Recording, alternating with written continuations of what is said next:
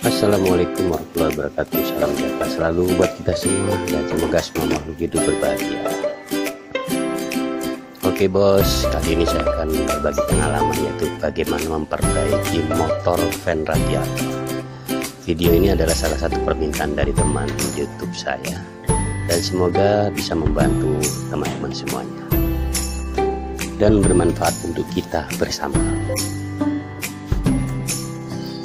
Oke guys, di video ini saya akan melakukan penggantian karbur brush up throttle juga bearing pada motor dan radiator ya.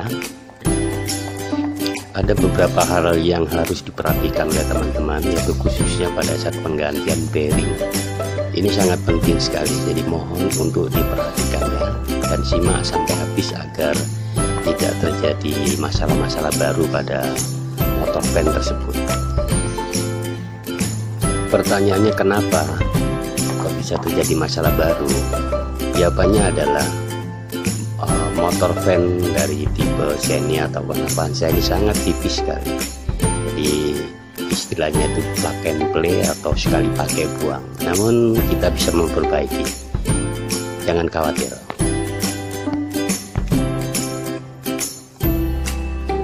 Oke guys, langsung aja simak lanjutan dari video ini. Check it out.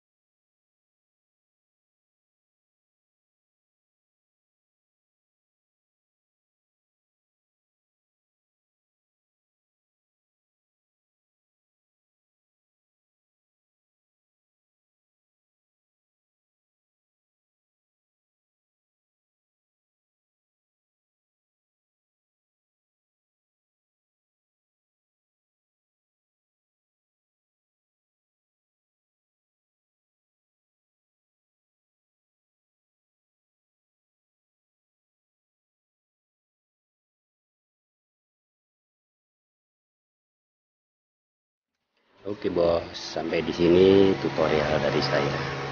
Semoga bermanfaat dan bisa membantu teman-teman semua. Berbagi itu indah. Hasta manana. Sampai jumpa di video-video saya yang lain. Terima kasih.